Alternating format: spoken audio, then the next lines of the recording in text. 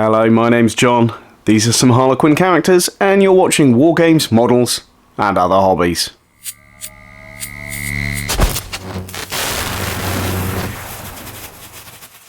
Hello, and welcome back to the third video in this little series of making the Harlequin characters from Games Workshop. Today I am going to be making the final one, the Solitaire. So let's get into it.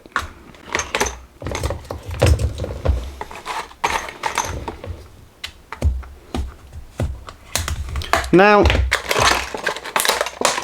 as with all of these models in this little series,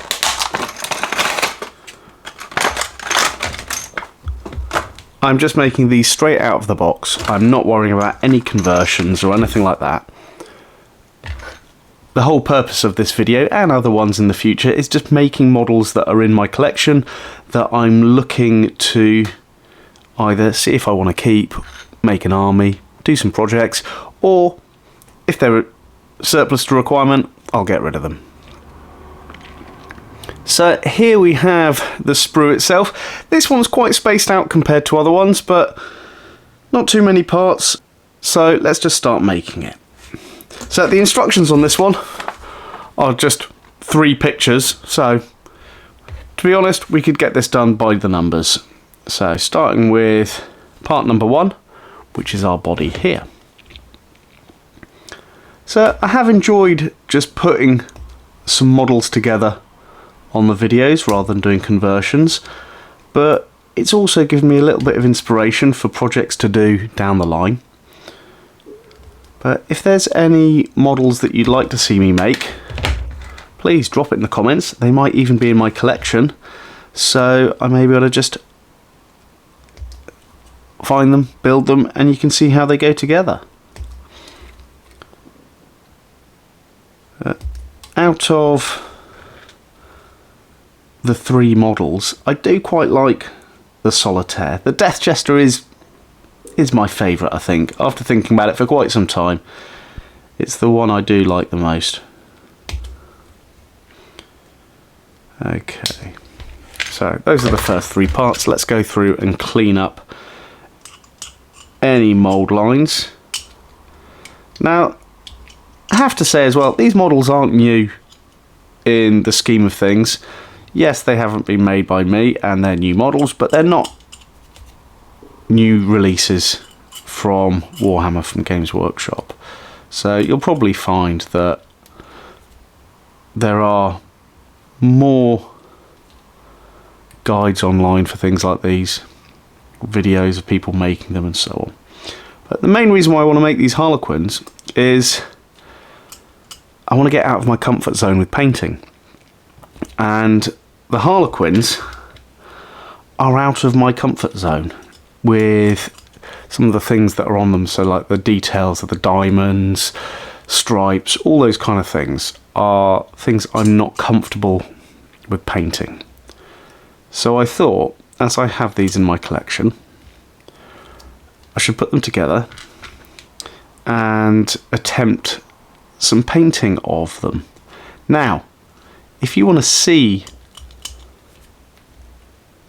any painting videos of Harlequins or any of those details, please drop it in the comments. I'm trying to plan how I want to go about doing it, whether it's a video or a series of videos per model, or just videos on different details that kind of come up on the models. Not quite sure yet, but that's down the line. But any suggestions, like I said, drop it in the comments. Okay. That looks like the first bit's all cleaned up. I'm going to zoom in a little bit so we can see this gluing together. Apologies if you can hear any traffic outside. It is a nice sunny morning and people are going on about their business.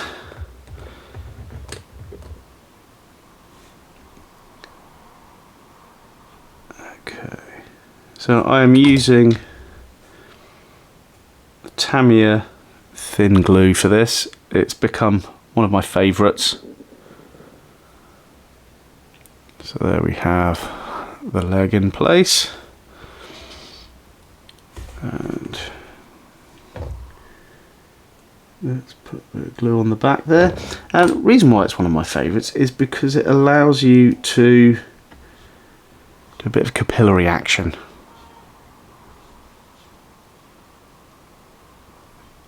And just touch it onto seam lines and things like that. So there is the main part of the body there.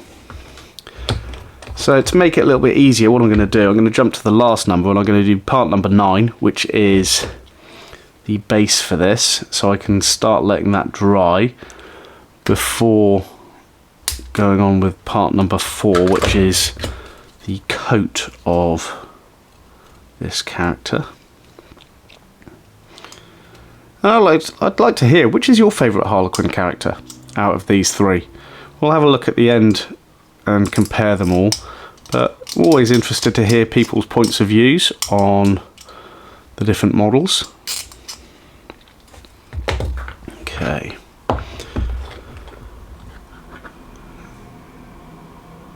So run a little bit of glue around. And place it on the base, and then a little bit of capillary action, just going around the edge in places. And the reason why I'm doing this now is it'll just give time for that base to glue before attaching the actual character to it. So right, let's get part number 4, which is the coat. And everyone has their own kind of preferred way of taking models off sprues. I do like clippers. You get a cleaner cut from them. I am tempted to get some new clippers, and I have been looking at the ones that people use for Gundam, which are very nice for keeping models clean and everything. But I try not to look too much at the Gundam because otherwise I'll end up buying lots of it. Okay.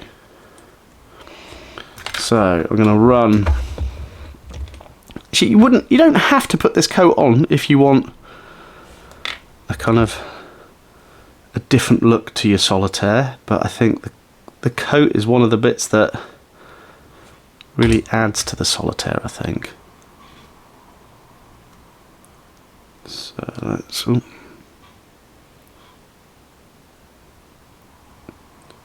we go, that's stuck. Now I'm going to put a little bit of glue in the seam from the back. The one thing with the Harlequins as well, any seams and mould lines that you miss can be used to help you later on in painting as separation lines for colour and things like that. Okay, let's put that to one side and let's go through the pieces by number now. So the next piece is the face, number 5, which is that horned mask.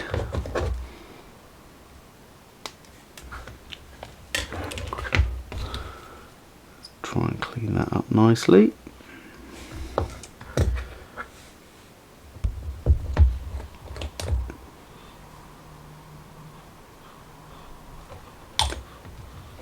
And then that sits really nicely in there. There's a little bit of plastic just there that I missed cleaning up, but there we go. Okay. And 6 is the outspread hand.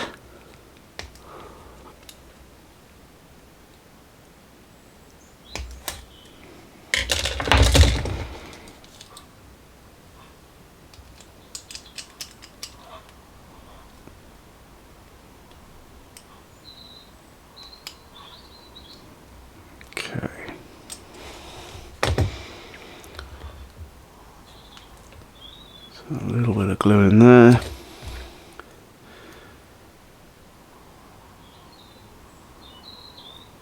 There's a little plastic fleck in there that I caught, so let's just get rid of that. Yeah, I'm thinking about what paint schemes I can use with the Harlequins. There are quite a lot. I've got one of the old codices, and it's got quite a lot of inspiration in there. But I do think that if I'm going to go for it, I need to do checkers, diamonds, all sorts of different details. I'm tempted, because I've got enough players, is what they call the normal troops. I think it is anyway, correct me if I'm wrong. I'm thinking about doing a squad themed for each character that could join it. The Solitaire doesn't join units, so it's an independent character, but the other models that I've made, each, let's try and get this the right way around.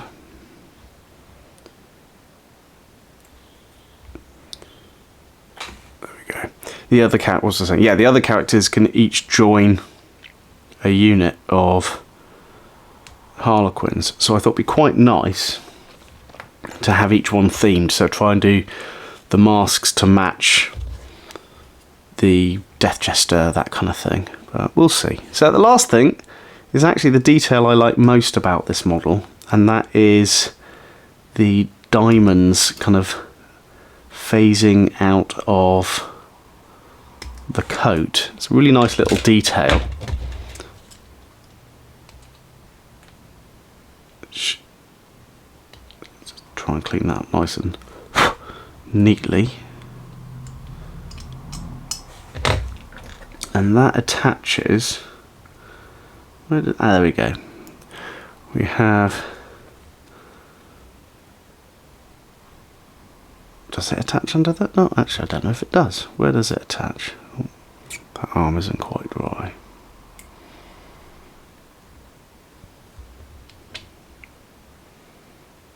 Oh, okay. So that just.